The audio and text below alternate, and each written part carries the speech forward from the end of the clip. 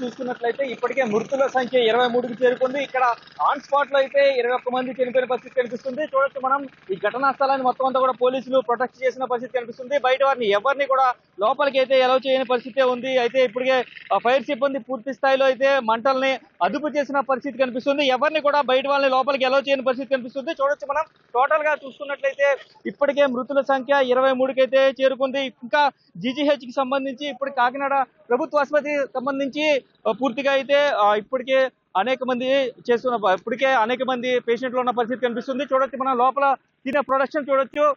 చూస్తున్నట్టయితే మనకి ఇప్పటికే మొత్తం అంతా కూడా కాలిపోయిన పరిస్థితి కనిపిస్తుంది.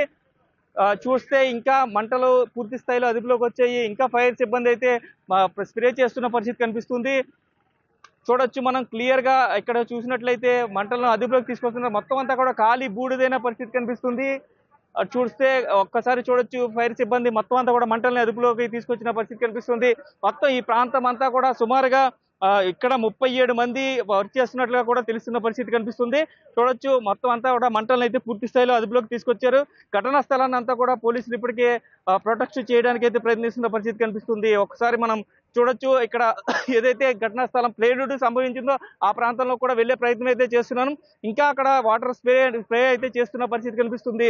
మొత్తం అధికార యంత్రాంగం అంతా కూడా ఇక్కడే ఉంది. ఇటు పక్క చూసుకున్నట్లయితే చూడొచ్చు పోలీసులు పెద్ద ఎత్తున ఇక్కడ మోహరించారు. ఎవరిని కూడా బయట వారిని ఎలో చేయని పరిస్థితి కనిపిస్తుంది. మనం చూసుకున్నట్లయితే టోటల్ గా చూడొచ్చు క్లియర్ గా దీనికి సంబంధించి ఇప్పటికే మంత్రులు అందరూ కూడా ఇక్కడ హాజరవుతున్నారు. అదే విధంగా చూసుకున్నట్లయితే బీజేపీ అధ్యక్షుడు మాధవ్ కూడా ఇక్కడికి వచ్చిన పరిస్థితి కనిపిస్తుంది. మొత్తం అందరూ కూడా పూర్తి స్థాయిలో చూడొచ్చు. మనం టోటల్ గా చూసుకున్నట్లయితే ఇక్కడ పేలుడు సంభవించిన ప్రాంతం చూడొచ్చు. క్లియర్ గా అయితే మనం చూస్తున్నాం విజువల్స్ లో ఇక్కడే పేలుడు సంభవించింది. చూడొచ్చు దాదాపుగా కూడా ఇక్కడ పేలుడు సంభవించిన తర్వాత వీరంతా కూడా మొత్తం అందరూ కూడా పెద్ద ఎత్తున ఇక్కడ నుంచి కూడా మంటలు చెలరేగాయి. పెద్ద ఎత్తున పొగ వచ్చిన పరిస్థితి కనిపిస్తుంది.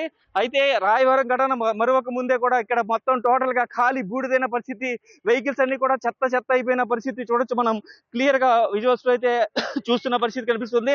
మొత్తం అంతా కూడా కాలిపోయిన పరిస్థితి. పెద్ద బైకులు కావచ్చు, మొత్తం షెడ్లు కావచ్చు, అవన్నీ కూడా ఎగిరి పడిన పరిస్థితి ఇక్కడ ఎక్కువగా ఉంది. మొత్తం అంతా కూడా చల్లా చెదురుగా అయిపోయిన పరిస్థితి కనిపిస్తుంది.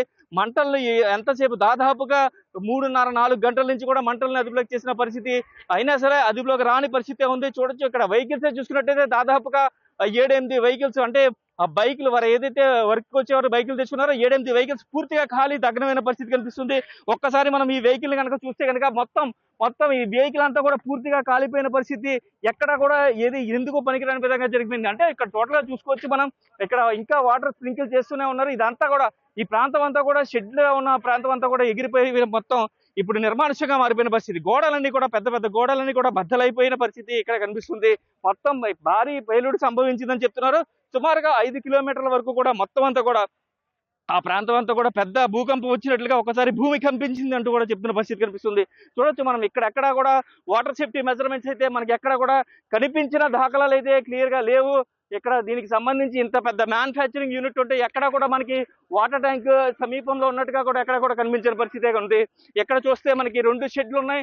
ఇక్కడ ఒక షెడ్ ఉంది, అక్కడ దాంట్లో ఏసీ కూడా ఫిట్ చేసి ఉంది. అంటే అది దాదాపుగా ఓనర్ రూమ్ కావచ్చు. అయితే కానీ ఇక్కడ కూడా మనకి దీనికి కావాల్సిన సేఫ్టీ మెజర్మెంట్స్ లేవని అయితే క్లియర్ గా అర్థమవుతుంది.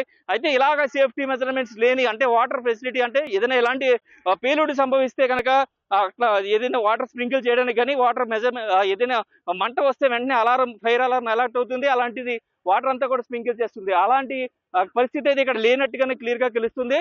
ప్లస్ మనం చూసుకున్నట్లయితే కనుక ఇక్కడ చూడొచ్చు మొత్తం అంతా కూడా ఈ ప్రాంతం అంతా కూడా ఇంకా మంటల్ని అదుపులోకి చేస్తున్న పరిస్థితి కనిపిస్తుంది. మొత్తం ఫైర్ సిబ్బంది పెద్ద ఎత్తున పూర్తిగా చూసుకున్నట్లయితే మనకి ఇక్కడ చూడొచ్చు. మనం క్లియర్ గా చూస్తున్నట్లయితే ఒక్కొక్క మంత్రులు కానీ ఇప్పటికే వంగలపూడి అంతా కూడా మరికొద్ది సేపట్లోనే ఇక్కడికి వచ్చే అవకాశం కనిపిస్తుంది. డాగ్ స్క్వాడ్ చూసుకున్నట్లయితే ఇప్పటికే సంఘటన స్థలానికి డాగ్ స్క్వాడ్ కూడా వచ్చిన పరిస్థితి ఇక్కడ కనిపిస్తుంది.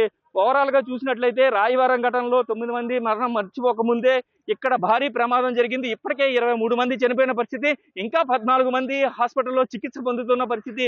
వారందరూ కూడా తీవ్రంగా కాలిన గాయాలు వారంతా కూడా తీవ్రంగా గాయపడైతే ఇక్కడ హాస్పిటల్లో చికిత్స పొందుతున్న పరిస్థితి కనిపిస్తుంది. మనం చూడొచ్చు ఇవన్నీ కూడా ఏదైతే దీనికి సంబంధించి ముడి సరుకులకు సంబంధించిన వస్తువులు కాబట్టి ఇవన్నీ కూడా చెల్లాచెదరైపోయిన పరిస్థితి మనం చూడొచ్చు. క్లియర్ గా చూసినట్లయితే ఏది కూడా మనం టచ్ చేయకూడదు.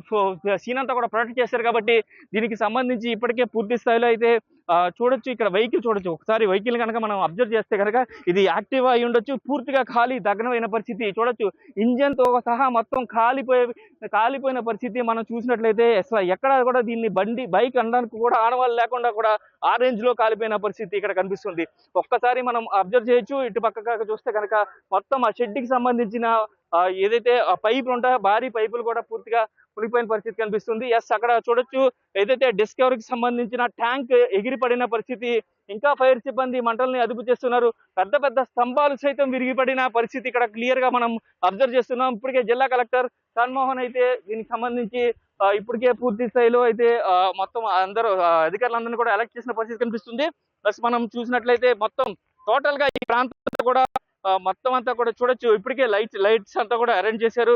దీనికి సంబంధించి క్లూస్ టీమ్ కూడా ఇక్కడికి చేరుకుంది. మరికొద్ది సేపట్లోనే హోంమంత్రి వంగల్పూడి అంతా కూడా ఇక్కడికి చేరుకునే అవకాశం అయితే కనిపిస్తుంది. పూర్తిగా